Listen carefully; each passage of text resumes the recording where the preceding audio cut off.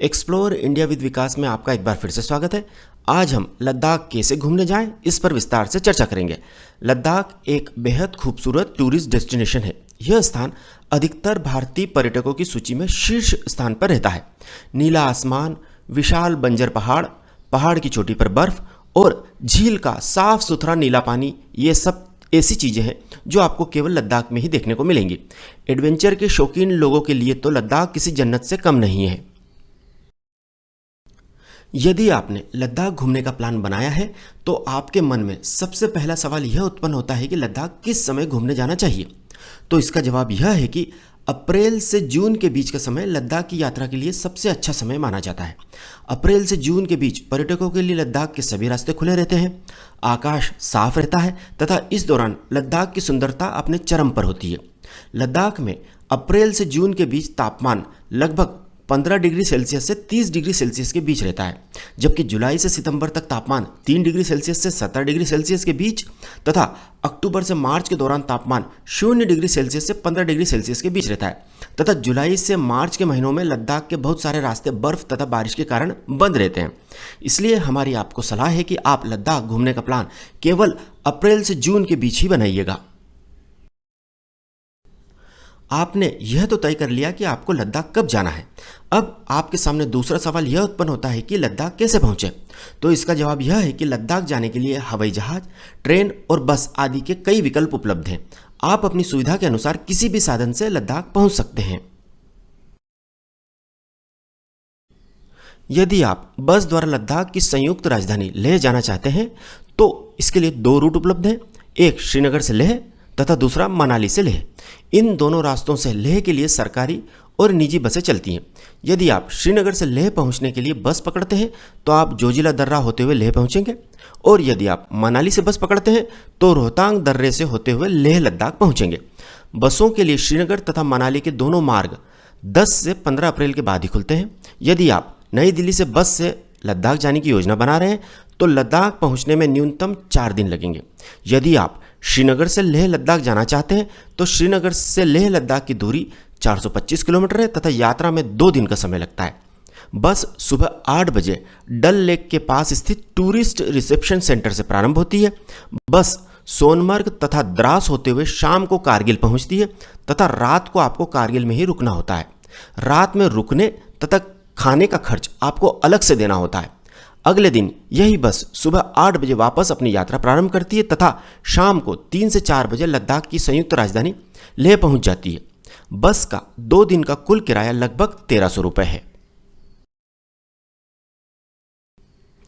यदि आप बस द्वारा मनाली से लेह लद्दाख जाना चाहते हैं तो यात्रा में 2 दिन का समय लगता है तथा मनाली से लेह की दूरी 475 किलोमीटर है। आपको सबसे पहले अपने गृहनगर से मनाली आना होगा। मनाली से ही लेह पहुंचा जा सकता है। लेह के लिए बस सुबह 10 बजे Himachal Pradesh road transport centre Manali से प्रारंभ होती है। बस अटल टनल से गुजरते हुए दोपहर में 2 से 3 बजे केलोंग पहुंचती है तथा रात भर आपको केलोंग में ही रुकना होता है। यहाँ पर रुकने तथा खाने का खर्च आपके बस टिकट में ही सम्मिलित होता है, अर्थात आपको रात रुकने तथा खाने का खर्च अलग से नहीं देना होता है।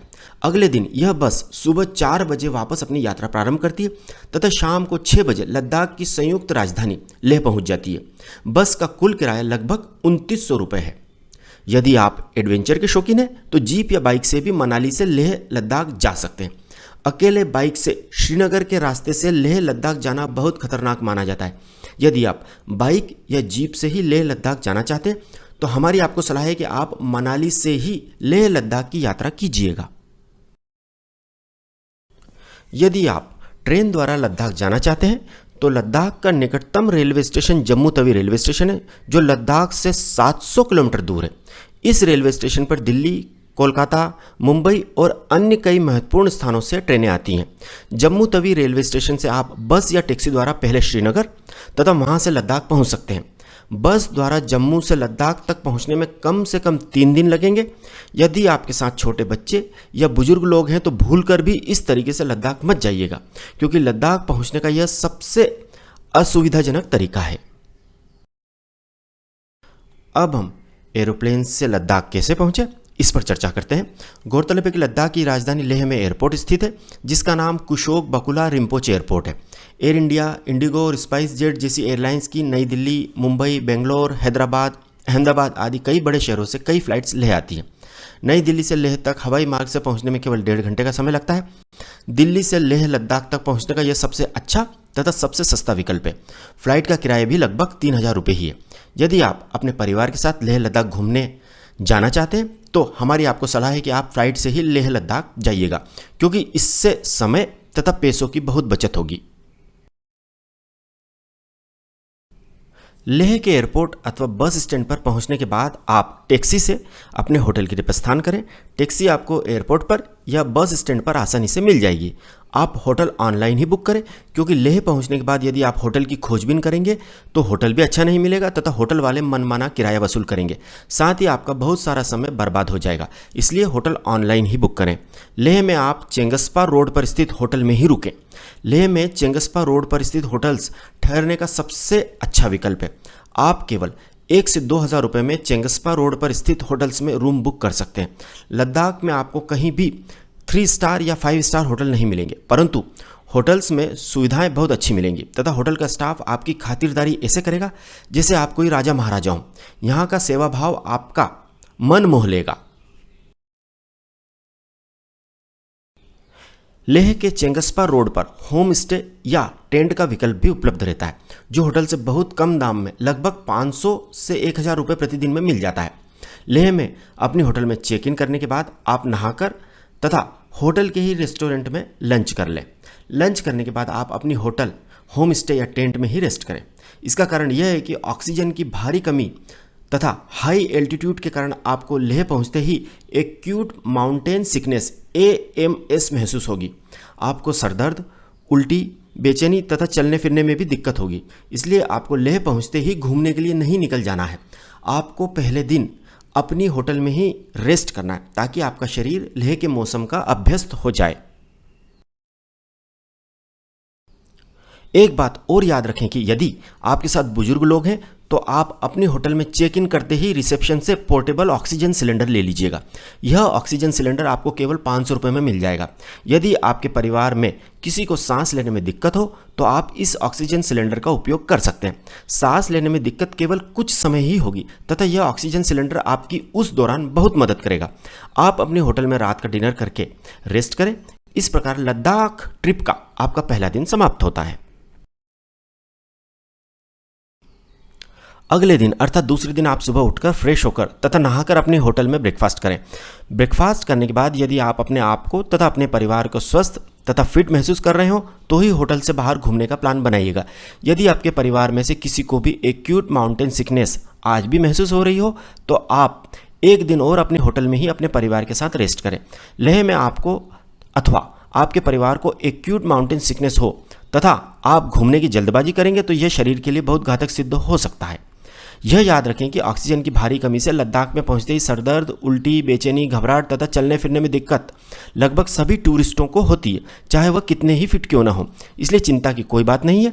आप 6 से 48 घंटे के भीतर लद्दाख के वातावरण के अभ्यस्त हो जाएंगे तथा शारीरिक समस्याएं भी स्वतः ही खत्म हो जाएंगी। इसके बाद आप लद्दाख घूमने जाइएगा। आप अपनी होटल से ही पूरे दिन के लिए टैक्सी बुक कर लें। अब आप दूसरे दिन ब्रेकफास्ट करने के बाद लेह सिटी के लोकल अट्रैक्शंस देखने निकल जाइए। लद्दाख की राजधानी लेह पहुंचने के बाद आप सबसे पहले लोकल साइट सीइंग ही कीजिएगा, क्योंकि लद्दाख के हाई एल्टीट्यूड वाले स्थानों पर आप 1-2 दिन बाद जाएंगे तो यह आपके शरीर के लिए अच्छा रहेगा। एक बात और याद रखें कि यदि टैक्सी वाला आपसे कहे कि आप 3 या 4 दिन का लद्दाख ट्रेवल पैकेज बुक कर लीजिए तो आप बिल्कुल भी ऐसा मत कीजिएगा। इसके लिए वो आपसे 25 से 35 हज़ार रुपये मांगेगा, जबकि यदि आप डेली बेसिस पर टैक्सी बुक करेंगे तो वह आपको अधिकतम 3 से 4 हज़ार रुपये प्रतिदिन में पड़ेगी। यदि और पैसे की बचत करनी हो तो शेयर टैक्सी भी आप हायर कर सकते हैं। यह याद रखें कि लद्दाख में सबसे ज़्यादा खर्च ट्रेवलिंग पर ही होता है। लेह में आप सबसे पहले शांति स्तूप देखने जाइएगा। यह शांति स्तूप लेह सिटी सेंटर, जिसे लेह का मुख्य बाजार कहते हैं, से केवल 5 किलोमीटर की दूरी पर स्थित है। यह शांति स्तूप विश्व का सबसे ऊंचा स्तूप है। इस स्तूप के व्यू पॉइंट से लेह शहर का बेहद खूबसूरत नज़ारा देखने को मिलता है। शांति स्तूप देखने के बाद आप लेह पैलेस, जिसे लाहचेन पलखर के नाम से भी जाना जाता है, उसे देखने जाइएगा। यह पैलेस शांति स्तूप से केवल 3 किलोमीटर दूर है। गौरतलब है कि लेह पैलेस अपने समय की सबसे ऊंची इमारतों में से एक है, जिसमें कुल 9 मंजिलें हैं। यदि आपके पैर साथ दे तो आप पूरी 9 मंजिलों का भ्रमण कर सकते हैं, कोई रोक टोक नहीं है। यह महल पूरे लेह शहर का सबसे मनोरम दृश्य प्रस्तुत करता है। गौरतलब है कि इस पैलेस में 17वीं शताब्दी में राजा नामग्याल का परिवार रहता था। इस पैलेस को देखने के बाद आप काफ़ी थकान महसूस करेंगे, इसलिए आप इस पैलेस के भ्रमण के बाद लेह सिटी में कहीं भी अच्छे से रेस्टोरेंट में लंच कर लें।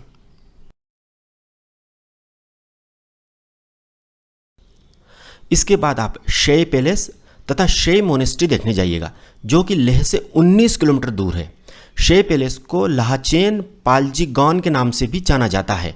इस महल का उपयोग लद्दाख के राजाओं द्वारा गर्मियों के मौसम में रहने के लिए किया जाता था। इसके बाद आप लेह लौटते समय लेह से केवल 4 किलोमीटर दूर स्थित hall of fame war memorial देखने जाइएगा। इस hall of fame war memorial में लद्दाख में सियाचिन ग्लेशियर व कारगिल में पाकिस्तान से हुए युद्धों के साथ अन्य सैन्य अभियानों में भारतीय सेना की उपलब्धियों के साथ क्षेत्र की कला व संस्कृति को भी संजोया गया है। यह वॉर मेमोरियल देखने के बाद भारतीय सैनिकों की उपलब्धियां देखकर आपका सीना गर्व से चौड़ा हो जाएगा। अब आप वापस लेह आ जाइएगा। इसके बाद आप टैक्सी वाले को पेमेंट करके टैक्सी छोड़ दें तथा पैदल पैदल लेह के बाजार में घूमें तथा शॉपिंग करें। वहीं पर किसी रेस्टोरेंट में डिनर कर लें तथा उसके बाद पैदल पैदल अपनी होटल में आ जाएं। यदि आपकी होटल लेह बाजार से ज़्यादा दूर हो तो टैक्सी को ना छोड़ें, टैक्सी से होटल पहुंचकर टैक्सी को छोड़ें तथा होटल में आकर रेस्ट करें। इस प्रकार लद्दाख में आपका दूसरा दिन समाप्त होता है। तीसरे दिन सुबह जल्दी अपनी होटल में ब्रेकफास्ट करें तथा होटल से जितनी जल्दी हो सके चेकआउट करें। इसके बाद आप अपने होटल के बाहर से या होटल के रिसेप्शन से लद्दाख के सबसे famous tourist attraction Pangong lake को देखने के लिए टैक्सी बुक करें। लेह से पेंगोंग लेक की दूरी 223 किलोमीटर है तथा यात्रा में लगभग 6 घंटे का समय लगता है। पेंगोंग लेक ट्रिप के लिए आपको 2 दिन के लिए टैक्सी बुक करनी पड़ेगी, क्योंकि पेंगोंग लेक देखकर उसी दिन वापस रात में लेह लौटना बहुत मुश्किल होता है तथा एक दिन में आप पेंगोंग लेक ठीक ढंग से एक्सप्लोर भी नहीं कर पाएंगे तथा सकरे तथा खतरनाक रास्तों के कारण रात का सफर लद्दाख में बहुत रिस्की माना जाता है। टैक्सी का 2 दिन का आने जाने का किराया लगभग 7,000 रुपये होगा। यदि यात्रा खर्च कम करना है तो आप शेयर टैक्सी से भी केवल 3,000 रुपये में पेंगोंग लेक देखकर आ सकते हैं। पेंगोंग लेक के रास्ते में कई सारे खूबसूरत टूरिस्ट स्पॉट्स भी आएंगे, जो आपको आपका टैक्सी वाला दिखाता हुआ ले जाएगा। यदि आपको लंच करना हो तो आप पेंगोंग लेक के रास्ते में कुछ अच्छे रेस्टोरेंट मिलेंगे, वहां पर लंच कर सकते हैं। यदि आप लेह से सुबह 9 बजे पेंगोंग लेक के लिए निकलते हैं तो पेंगोंग लेक तक आप दोपहर 3 बजे तक पहुंच जाएंगे। यदि आप रास्ते में रुकते रुकते चलेंगे तो 1 से 2 घंटे और बढ़ जाएंगे। पेंगोंग लेक पहुंचकर आप सबसे पहले अपनी ऑनलाइन बुक होटल में चेक इन करें। आप पेंगोंग लेक पर स्थित होटल एक दिन पहले ही लेह से ऑनलाइन बुक कर सकते हैं। यदि आपने पेंगोंग लेक पर होटल ऑनलाइन बुक नहीं किया है तो भी कोई दिक्कत नहीं होगी। आप पेंगोंग लेक पहुंचकर भी तत्काल होटल या टेंट बुक कर सकते हैं। तत्काल होटल या टेंट बुक करने पर वह थोड़े महंगे पड़ते हैं। यहाँ टेंट का रेट 1,000 रुपये तथा होटल का रेट 2,000 रुपये प्रतिदिन के लगभग होता है। एक बात और याद रखें कि यहाँ पर आपको टेम्परेरी कंस्ट्रक्शन वाले बहुत साधारण होटल ही मिलेंगे, क्योंकि यहाँ परमानेंट कंस्ट्रक्शन की मनाही है। होटल या टेंट बुक करते समय सबसे महत्वपूर्ण बात यह ध्यान रखें कि होटल या टेंट पेंगोंग लेक के किनारे ही हो, चाहे 200 या 400 रुपये ज़्यादा ही क्यों ना देने पड़े, होटल आप पेंगोंग लेक के किनारे ही बुक कीजिएगा। इसका कारण यह है कि पेंगोंग लेक के किनारे के होटल या टेंट से पेंगोंग लेक का जादुई नज़ारा दिखता है। होटल में चेक इन करने के बाद आप चाय नाश्ता करके पेंगोंग लेक देखने तत्काल निकल जाएं।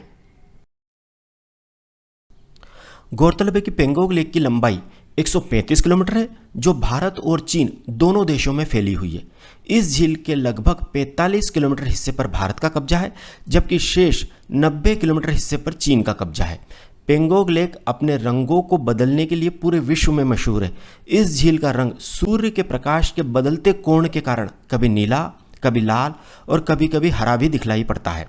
इस झील के पास बहुत सारी फिल्मों की शूटिंग हुई है, लेकिन आमिर खान की 3 इडियट मूवी ने इस लेक को वर्ल्ड फेमस कर दिया है। इस झील तथा इसके आसपास का वातावरण आपको मंत्रमुग्ध कर देगा। आप इस लेक पर वह जगह भी देखिएगा जो 3 इडियट मूवी में दिखाई गई है। आप यहाँ पर सेल्फी पॉइंट्स पर अविस्मरणीय सेल्फी भी लीजिएगा।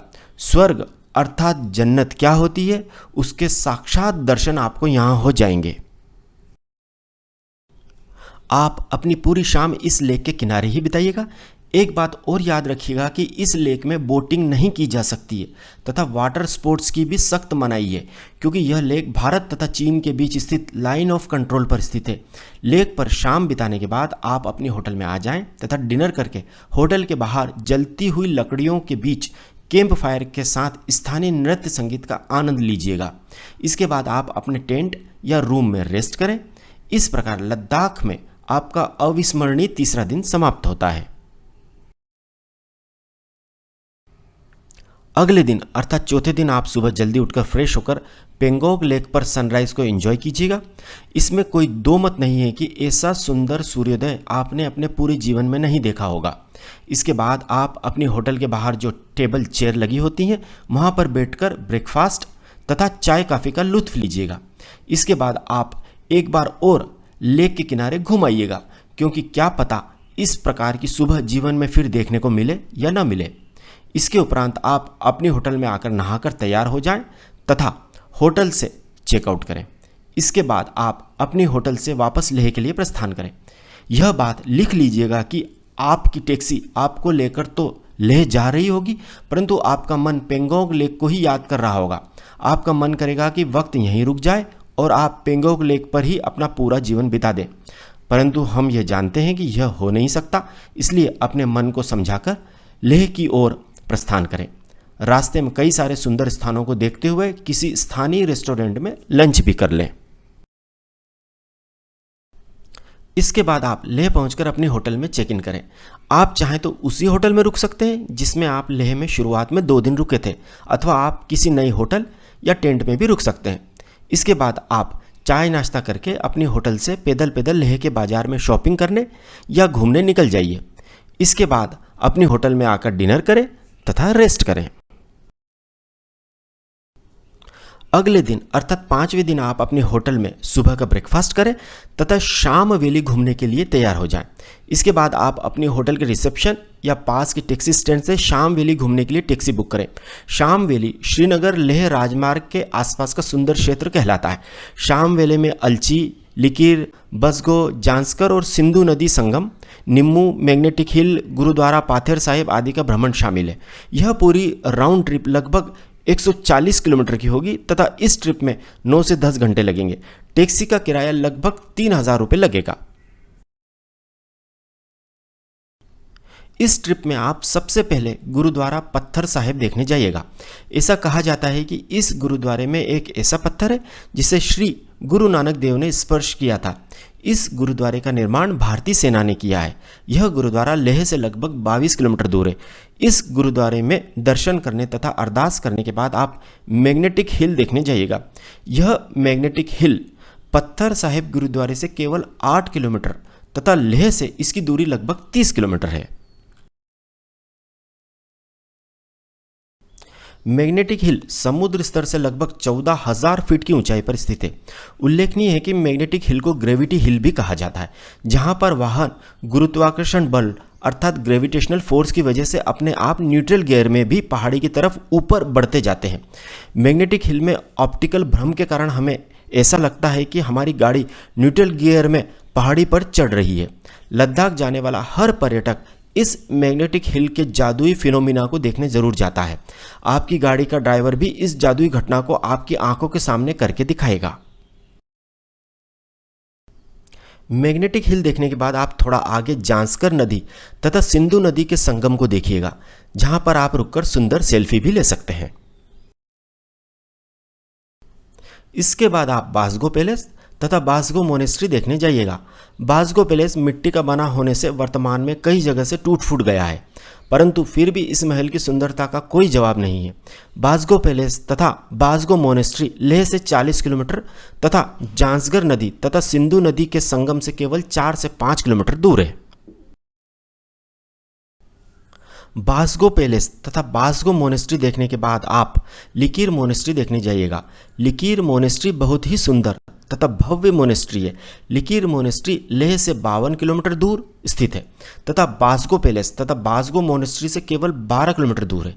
लिकीर मोनेस्ट्री देखने के बाद इस मोनेस्ट्री के पास ही कई अच्छे रेस्टोरेंट है, वहां आप लंच कर लें।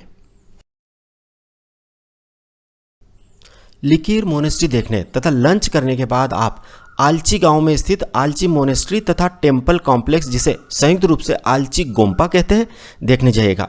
आलची गोम्पा लेह से 70 किलोमीटर दूर है तथा बासगो पैलेस तथा बासगो मोनेस्ट्री से लगभग 18 किलोमीटर दूर है। आलची गोम्पा बहुत विस्तृत क्षेत्र में फैला हुआ है। एक बात और याद रखें कि आलची मोनेस्ट्री द्वारा समत्सक कैंप भी संचालित है, जहां आप चाहें तो रात भर स्टे भी कर सकते हैं।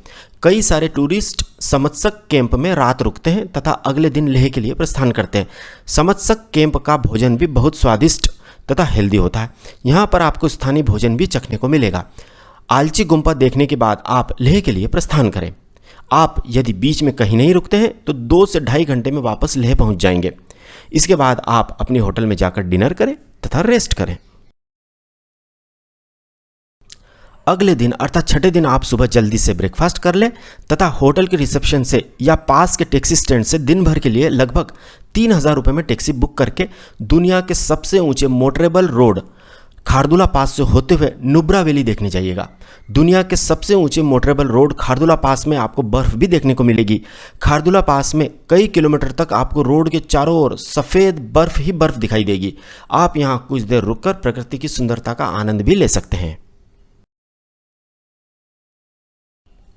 खारदुला पास से होते हुए आप नुब्रा वैली में सबसे पहले हुंडर सेंट डुइंस देखने जाइएगा। हुंडर सेंट डुइंस खारदुला पास से 86 किलोमीटर दूर है। हुंडर सेंट डुइंस डिस्किट गांव से लगभग 10 किलोमीटर दूर है। हुंडर सेंट डुइंस में सफ़ेद रेत के पहाड़ जो ऊंचाई पर बर्फ से ढके होते हैं तथा नीचे नुब्रा तथा श्योक नदी का संगम है, वह आपको देखने को मिलेगा। इस स्थान को ठंडा रेगिस्तान भी कहा जाता है। आप यहाँ पर 2 कुबड़ वाले ऊँटों की सवारी का आनंद ले सकते हैं। ये ऊँट आपको रेत के सफ़ेद मैदानों तथा कुछ दूर तक पहाड़ों पर भी घुमा के लाएंगे। यहाँ पर आपको एक सुंदर तथा अद्भुत नज़ारा देखने को मिलेगा। देखते ही देखते सफ़ेद रेत पहाड़ों से फिसलकर मैदान में आ जाएगी तथा थोड़ी ही देर में हवा के साथ वापस पहाड़ों पर चली जाएगी। यह क्रम दिन भर सतत चलता रहता है। यहाँ पर आप अपनी आँखों को रेत की आंधी से बचाने के लिए चश्मे का प्रयोग अवश्य करें, क्योंकि यहाँ दिन भर थोड़ी थोड़ी देर में रेत की आंधियाँ चलती रहती हैं। हुंडर सेंट डुइंस में आप 500 रुपये में 1 घंटे ऊंट पर बैठकर हुंडर सेंट डुइंस क्षेत्र का भ्रमण कर सकते हैं। यह रेट प्रति व्यक्ति का होता है। हुंडर सेंट डुइंस देखने के बाद आपको 10 किलोमीटर दूर डिस्किट गांव वापस आना होता है। डिस्किट गांव के चौराहे पर ही आपको एक साफ सुथरा रेस्टोरेंट मिलेगा, जहां आप केवल 100 रुपये प्रति व्यक्ति के रेट से भरपेट लंच कर सकते हैं। लंच में आपको स्थानीय सब्जियों के साथ पनीर की टेस्टी सब्जी भी मिलेगी। हमारी आपको सलाह है कि आप लंच यहीं कीजिएगा, क्योंकि रास्ते में आपको कहीं भी इतना अच्छा तथा इतना रीजनेबल रेट वाला रेस्टोरेंट नहीं मिलेगा। लंच करने के बाद आप डिस्किट गांव में ही एक बहुत फेमस मोनेस्ट्री है, उसे देखने जाइएगा। इस डिस्किट नामक मोनेस्ट्री में सैकड़ों बौद्ध भिक्षु निवास करते हैं, जो विश्व के अलग अलग देशों से आए हुए होते हैं। डिस्किट मोनेस्ट्री में गौतम बुद्ध की 106 फीट ऊंची प्रतिमा है। यदि आप चाहें तो डिस्किट मोनेस्ट्री के रेस्ट हाउस तथा कैंप में नॉमिनल चार्ज देकर रात भर रुक भी सकते हैं। यह स्थान लद्दाख में पेंगोंग झील के बाद दूसरा सबसे खूबसूरत स्थान है। इस जगह से आपका वापस जाने का मन ही नहीं करेगा, क्योंकि आपने टैक्सी एक दिन के लिए ही बुक की है, इसलिए आपको वापस लेह लौटना ही होगा। डिस्किट मोनेस्ट्री देखने के बाद आप वापस लेह के लिए प्रस्थान करें। लेह पहुंचने के बाद आप अपने होटल में जाकर डिनर करें तथा रेस्ट करें। अगले दिन अर्थात 7वें दिन आप सुबह अपने होटल में ब्रेकफास्ट करें तथा होटल से चेकआउट करके अपने गृह नगर के लिए जो संबंधित फ्लाइट उपलब्ध हो उससे प्रस्थान करें।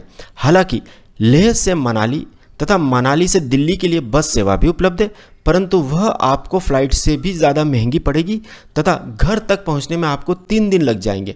इसलिए आप फ्लाइट से ही वापस दिल्ली तक या अपने शहर तक जाइएगा। ऐसा नहीं है कि लद्दाख में घूमने के लिए और जगह नहीं है। यदि आपके पास एक दिन और एक्स्ट्रा हो तो आप कारगिल भी देखने जा सकते हैं। कारगिल लेह से 216 किलोमीटर दूर है तथा यदि सुबह जल्दी निकला जाए तो एक दिन में कारगिल का भ्रमण करके वापस लेह लौटा जा सकता है। अब हम लेह लद्दाख ट्रिप से जुड़ी प्रमुख बातों पर चर्चा करते हैं। गौरतलब है कि लद्दाख में कई सारे प्रतिबंधित क्षेत्र होते हैं जिनमें प्रवेश करने के लिए इनर लाइन परमिट, जिसे ILP कहते हैं, लगता है, जो कि लेह के डिप्टी कमिश्नर ऑफिस से ही बनता है। यह परमिट भारतीय सेना पेंगोंग लेक, नुब्रा वैली, खारदुला पास आदि के रास्ते में चेक पॉइंट पर देखती है। 820 रुपये में 6 दिन के लिए यह इनर लाइन परमिट बन जाता है। यह परमिट आपके आधार कार्ड, पासपोर्ट या ड्राइविंग लाइसेंस की फोटोकॉपी के आधार पर बनता है। आप बिल्कुल चिंता न करें, यह परमिट आप जब लद्दाख में अपने होटल में चेक इन करते हैं तो होटल वाले ही बनवा देते हैं। वह आपसे आपके ID कार्ड की फोटोकॉपी लेते हैं तथा अगले दिन सुबह आपको परमिट दे देते हैं। यदि आप चाहें तो लेह के डिप्टी कमिश्नर ऑफिस से स्वयं भी जाकर यह परमिट केवल अपनी ID कार्ड देकर तथा एक फॉर्म भरकर प्राप्त कर सकते हैं। आप स्वयं लेह के डिप्टी कमिश्नर ऑफिस जाएंगे तो यह परमिट केवल 620 रुपये में ही 6 दिन के लिए बन जाएगा।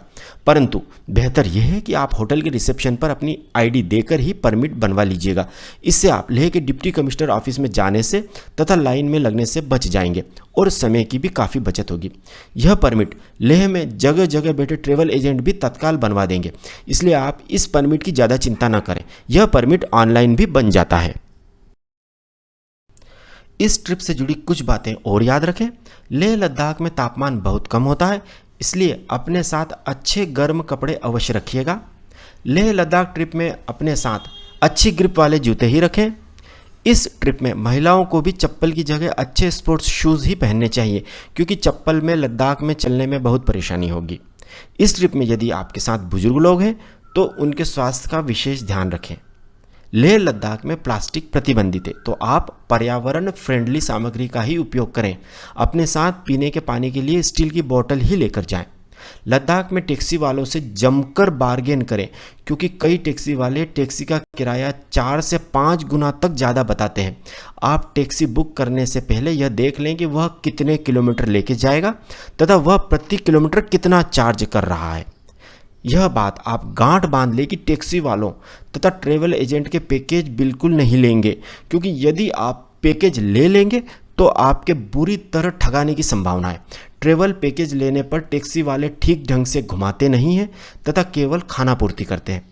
चाहे होटल वाले, टैक्सी वाले या ट्रेवल एजेंट कितना ही बोले, आप डेली बेसिस पर ही टैक्सी हायर कीजिएगा। केवल पेंगोंग लेक के लिए ही 2 दिन की टैक्सी किराए पर लीजिएगा, बाकी प्रतिदिन टैक्सी डेली बेसिस पर ही लीजिएगा, अन्यथा लेह के टैक्सी वाले तथा ट्रेवल एजेंट आपके पॉकेट में बड़ा सा होल कर देंगे।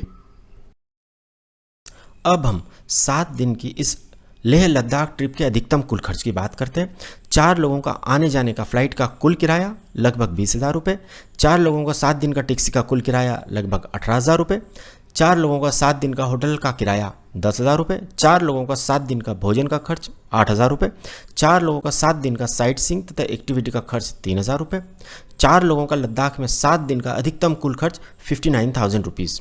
इसे हम 4 से डिवाइड करते हैं तो प्रति व्यक्ति कुल खर्च 14,750 रुपये आएगा। इस प्रकार आप केवल 14,750 रुपये में शानदार तरीके से टैक्सी तथा फ्लाइट को शामिल करते हुए लद्दाख घूम सकते हैं। यदि आप टैक्सी की जगह शेयर टैक्सी का इस्तेमाल करते हैं तो यात्रा खर्च बहुत कम हो जाएगा। तो अब इंतज़ार मत कीजिए, जल्दी ही लद्दाख घूमने का प्लान बनाइएगा। यदि आपको हमारी जानकारी सही तथा उपयोगी लगी हो तो प्लीज़ हमारे चैनल एक्सप्लोर इंडिया विद विकास अर्थात ट्रैवल एंड एक्सप्लोर को सब्सक्राइब ज़रूर कीजिएगा। Thank you.